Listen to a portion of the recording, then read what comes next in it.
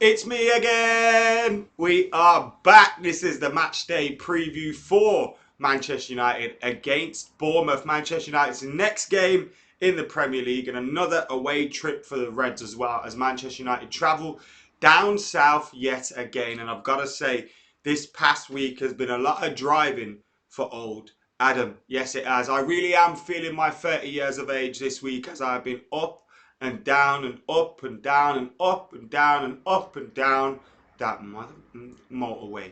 Yes, that's right. I've been to, where have we been this week? Norwich. Then we went to London.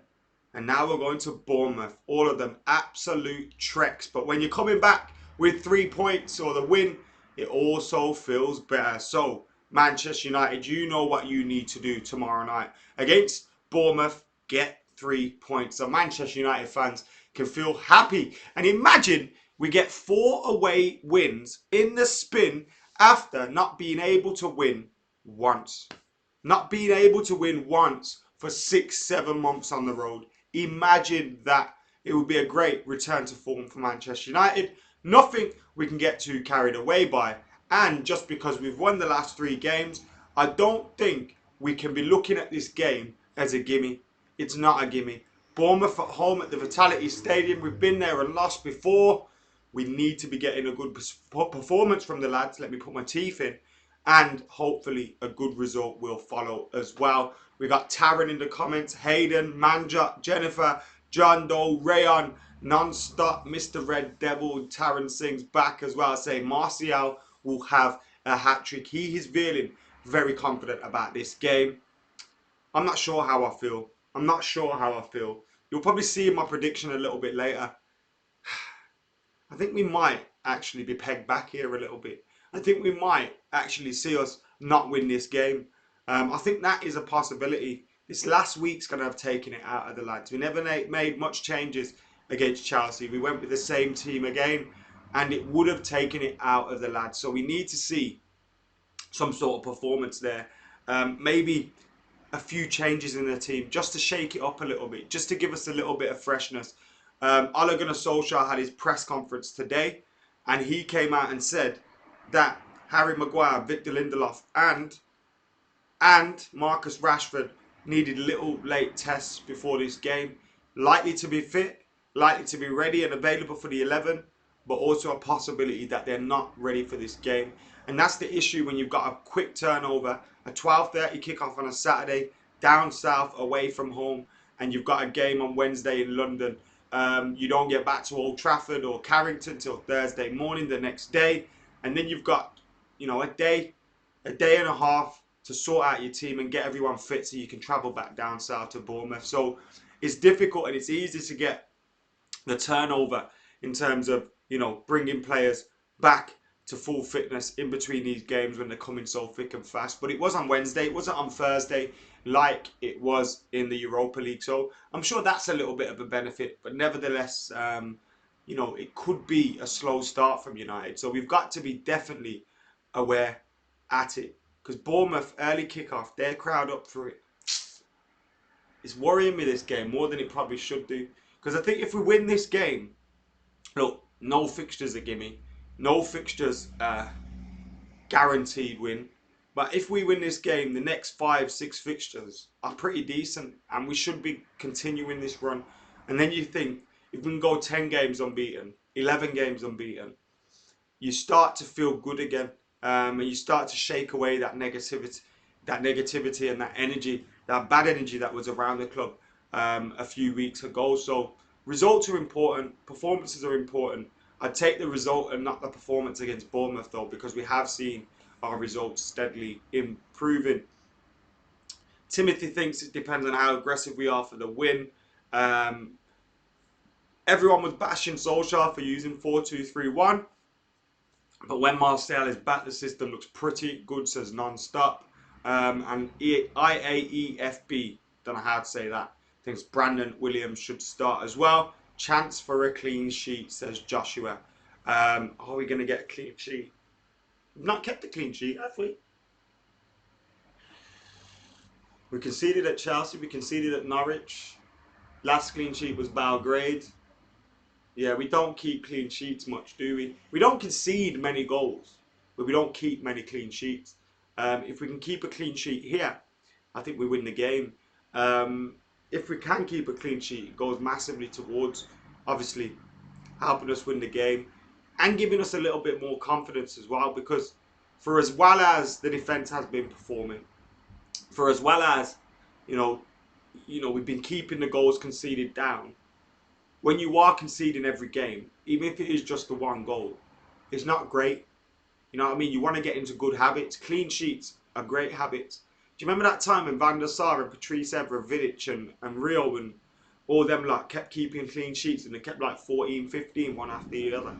And it was just like it became a habit. And I think if you start keeping clean sheets 4, 5, 6 times, you've won a little battle with the striker already. They're already doubting you. I see it with the way people talk about Van Dijk. Obviously, he's a fantastic centre half, the best in the Premier League. But when people have made more of that, no one's dribbled past him and this, that, and the other, I think that plays in strikers' minds when they actually have the ball. I think if they didn't know that stat, they're trying to take him on, and they're probably successfully taking him on 1 out of 5 of them times or something. But these things can play in your head. So if you know a team's keeping clean sheets galore, then, Luke Shaw and Axel Twanzebe, this game's going to come too early for them. So they're unfortunately not going to be back into this team, which is a shame, especially Axel Twanzebe. He was going to start that game against Liverpool, comes off with an injury, and then misses, 4 or 5 games. That's really disappointing because that was such, he's worked, I'm not saying his chance has gone, his chance will come again, but he's worked so hard at Villa last season, helps him get promoted, comes back into the ranks, has a very good pre-season with United, has a few good games in and out of position, and then you think he's finally starting, big game, gets injured.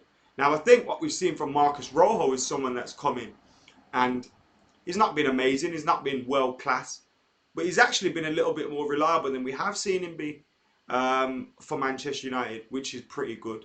Seeing Marcus Rojo put in some half decent performances.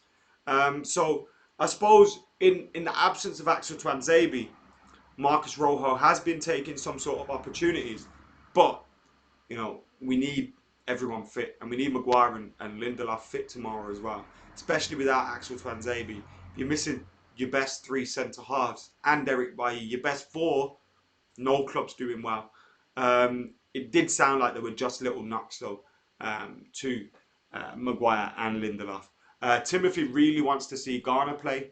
When Pogba comes back and plays as a 10, which position do you strengthen next summer, says Yashashvi. I still think we need some natural width. I know we don't really have width in that 3-4-1-2 formation. The width comes from your wing backs, but we will have width in a 4-2-3-1 or a 4-3-3 formation. And it looks like Ole Gunnar Solskjaer is quite happy to flip things in terms of his tactics, which is great to see a little bit of tactical flexibility. You don't want to get stuck and get predictable and go into games where teams know who you're going to play, know how you're going to play. It's good to have that little bit of tactical flexibility there. Scott is going to be massively important in that midfield, says Anshesh. He should continue giving top performances like that. Totally agree with you. We need Scotty to continue with this good form and keep pushing forward. Keep maintaining it. It's the same with Marcel and Rashford. We want to see consistency from these boys now. We want to see them performing week in, week out. And this last week, they've been fantastic. Let's go on again. Let's do it for another week. And let's keep going. Because we can't stand still. We've dropped far too many points this season. We can't start thinking we've turned the corner and then we drop points again or lose a game or perform very badly. I mean, we can perform well and draw against Bournemouth and still come out of it feeling like, it's not so bad. We've turned the corner. Yeah, it wasn't the result we wanted, but the performance was there. I'd take a bad result and a bad performance and a good result against Bournemouth. But you know what I mean? Like getting that momentum going is good. But if you then lose or drop points, you haven't turned that corner, and then people start talking badly again. People start with the negativity. Questions start being asked, and it's not the environment you want to be in. So it's important to keep these results coming in. We have said all along, if Ollie wants to stick around, It's football. You need to get results. You need to get results. And we're crying out for him to get the results as he keeps moving on. What else have we got going on? Who is our second best left back, centre back right now? Says non-stop. And what about left back? You'd go Maguire and Lindelof, purely based on 4. I think if Axel's fit, I'd say Axel after Maguire. Left back, you still have to keep Luke Shaw there. Probably with Brandon Williams as his backup. But if Brandon Williams keeps performing as he is for a prolonged period of time, then he probably becomes ahead of him in terms of, selection for left back. But he's still got a little bit of a way to go before he can do that, and before he does that. Scott probably would need a rest. He's played it all, said Babyface Assassin. The good thing is we've got a Europa League game coming up. Now, that might be a good chance to rest players. We might see James Garner and Fred or something playing that game against Partizan. We might see Scott McTominay, Rashford, Maguire given rest in that game, which I think would be ideal. If we can see, someone like Axel Tuanzebe returning by that game, fucking Mason Greenwood returning to the starting lineup, these kind of players getting them back in the mix, James Garner, then you can give rest to those guys. And with the game being at home, with us having 7 points out of 9, we can kind of afford to not take our foot off the pedal, but chop it up again a little bit, change things a little bit, hopefully get a result. I think, by seeing how we did out there in Belgrade, I think we can beat them at Old Trafford and make a few players get rested. Ance's Rojo's been performing quite well this season. Isn't it obvious Rashford can't be the only one up front? Says Friezo. I think it's bang on. He needs someone to play off. Whether it's Daniel James, Anthony Martial, he needs someone to play off. He needs someone there with him. Also, confidence helps. Getting a few goals and getting his mojo back will change the way he performs. But you're right. Him playing on the left, Martial through the middle, it looks like the right way to go for us. It's our best lineup, isn't it? You would say at the start of the season, Jesse Lingard would be in that front 3, but Danny James's form and performances this season have been incredible. It's not just been his pace, it's been his goals, it's been his passing as well. His pass the other day for Marcus Rashford was incredible. So I'm liking what we're seeing from Danny James. He's doing really well and he's probably in that first choice front 3 at the moment, or front 2. Alright, Corey, how you doing, bro? AWB needs a rest also. Isn't it obvious? Yeah, we've answered that one. Rest then all against Partizan. It's a free game, says Mo. If you lose that game, though, then it doesn't become a free game. But I hear you. We need to rest some players for that game. That is for sure. Now, as I said to you guys a little bit earlier on, we're going to move on to the team predicted lineups now as well. So make sure you're keeping it locked for the predicted lineups and my predictions, and we'll be answering more of your questions a little later in the show as well. Predicted lineups coming up very soon. Now, as we mentioned, and I'm going to bring up the Man United website up again in case I missed something, but as we mentioned, the team news for that game is that the trip to Dorset comes too early for Axel Tuanzebe, Luke Shaw and Nemanja Matic, with Solskjaer confirming they will not be part of the travelling squad. And then Solskjaer has said he hopes Harry Maguire, Victor Lindelof and Marcus Rashford would be okay to play after the trio picked up slight knocks during the 2-1 win over Chelsea on Wednesday. So precautionary things with them, but those other guys are definitely out. Now, with that in mind, I've still kept them in my starting lineup, but I just think it's precautionary with Ollie. I think he's been, erring on the side of whatever you say. I forgot that saying. Erring on the side of caution, just in case they're not available. And he might play a little bit of games with, with Bournemouth. But when you think about it, I think we go with the back 3 again. I think we go with exactly the back 5, in terms of the 3 centre halves, the 2 wing backs. Apart from, I can see Ashley Young coming in for Brandon Williams. It's not my choice, but I think Ole Gunnar Solskjaer will do that and just pull Brandon out, put him back in against Partizan, play Ashley Young against Bournemouth. I can see him doing that. He's not rushing these players, and you've kind of got to take your hat off to him, because it'd be easy for him to see a good performance out of Brandon and think, oh, let's rush him, and then absolutely ruin him. He's taking his time with these lads, and I like to see that. He's not looking at the short term; he's looking at the long term. We're seeing that with his timing with Mason Greenwood as well, dipping him in and out of the first team, letting him play for the 21s against Doncaster. Doncaster's first teammate. I don't know, they may have made a few changes, but it was the men's team, not the 23s. So he's been managing these boys quite well, I think, keeping them close to the first team, but also allowing them to play for the 23s and the first team, and still continue playing with their age mates, but getting that experience at first team level. I think it'll work wonders for them as the season progresses. But this game, I think we're going to see 3-4-1-2 again. I think we're going to see three centre halves in front of David De Gea. Rojo was excellent against who did we play last now? This week has been so long against Chelsea. Maguire and Lindelof, fingers crossed they're fit. Aaron Wan-Bissaka and Ashley Young with Fred and McTominay ahead of them. Andreas Pereira, I think he'll come back in for Jesse Lingard, who didn't have the best of games. And I think Anthony Martial will start instead of Danny James, who's had a lot of football over the last couple of weeks. Anthony Martial didn't start that game, came on as a substitute, so he should hopefully be quite fresh.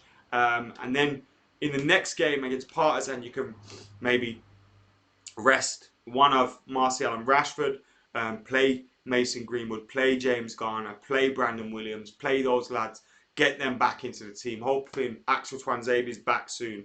And I think Ollie's really managing his squad quite well at this moment in time. It's clear that he's got kind of like a selection in mind for the Europa League and the Capital One Cup. And he's got a selection in mind for the Premier League, but he isn't scared. How old am I? He isn't scared to blend those two teams as well. So it's great to see a true squad effort from the team. But that's the 11 that I have gone with. That's the 11 I think we'll see against Bournemouth, and I think we will see Ashley Young coming back into the team. Connor, how you doing, mate? Hope you're doing well. Andre says, why not Williams in place of Young? I explained why I think that. I think Williams will play against Partizan Belgrade. I think he'll consider the travelling that we've had to do this week. I think he'll consider that Brandon Williams put in a lot of effort for 90 minutes against the Chelsea side that are pretty difficult to play against. And I think he'll think, you know what, let's not rush him. Let's pull him out, put Ashley Young in for Bournemouth, and then let's bring him back into the team for Partizan Belgrade, which isn't a problem at all. What's the news on Pogba? It does look like Pogba's out until the end of November, beginning of December. So we could see another 3-4 weeks out for Paul Pogba. Play Angel Gomez in the Europa League, says Jay Desai, and I totally agree with you there as well, mate. Fred and McTominay will hopefully keep up the good form, says Corey. Will Ollie stick with the back three, says Gabriel. Well, he's looking like he's flexible with it, which I'm happy to see as well. He's looking like he's very flexible with it.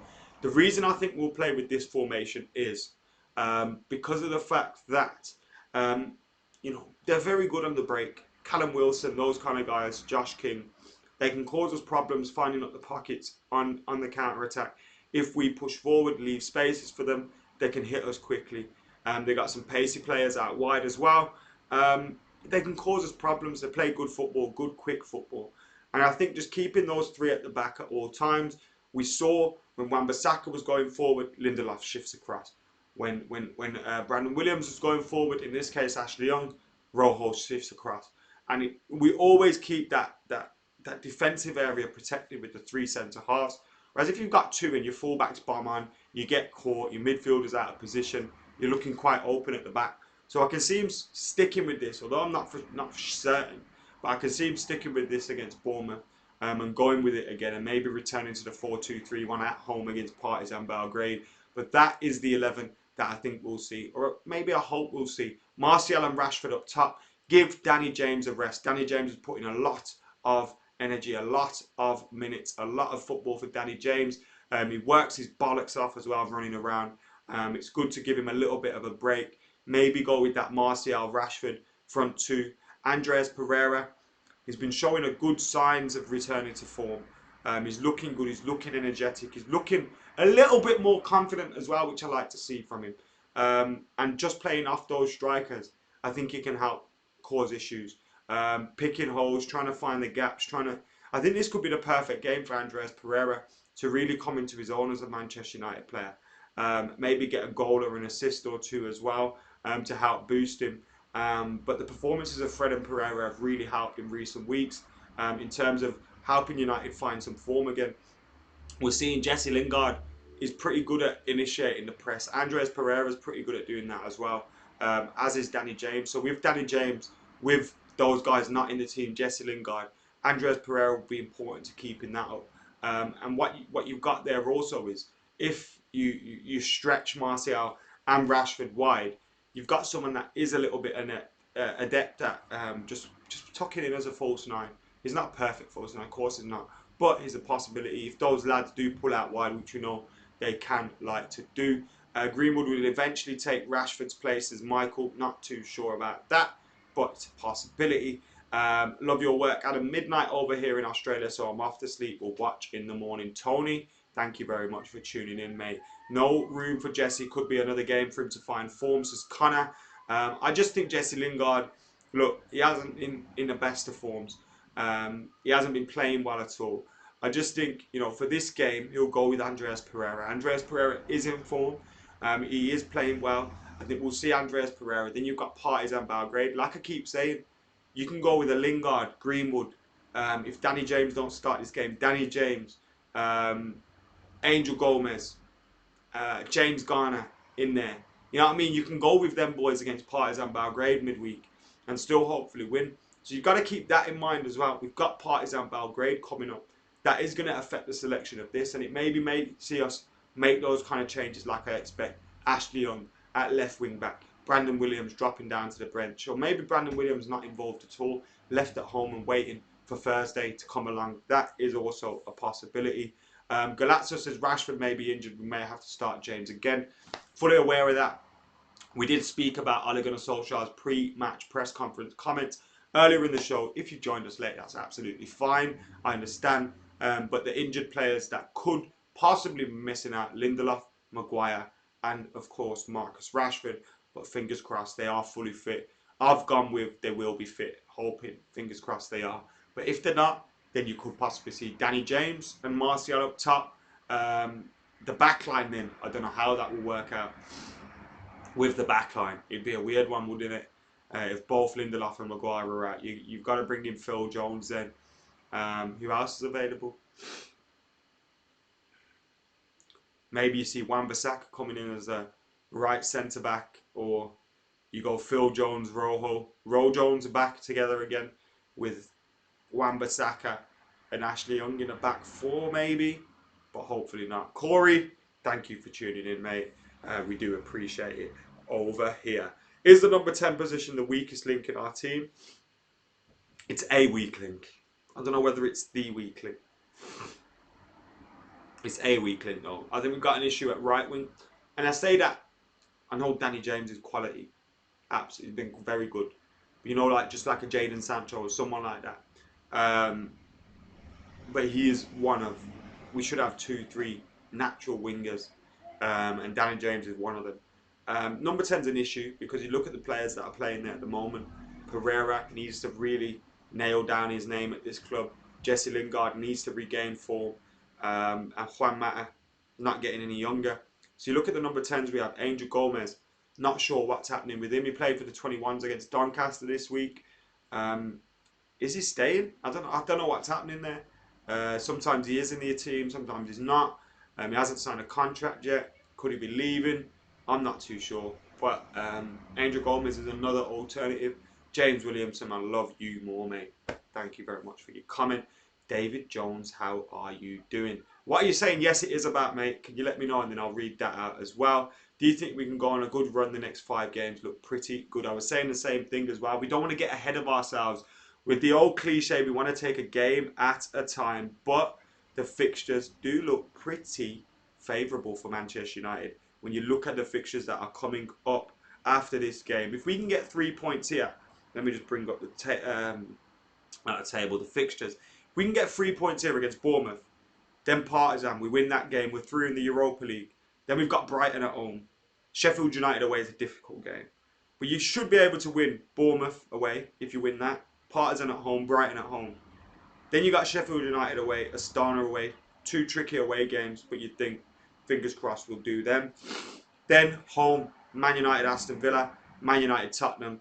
Then we've got Man City away, pretty tricky game, as you'd expect. Then we've got Alkmaar at home, Everton at home, Colchester at home in the League Cup before Watford away. So besides Man City, Tottenham, they are all very winnable games, but we need to keep this performance levels high. We need to keep it going.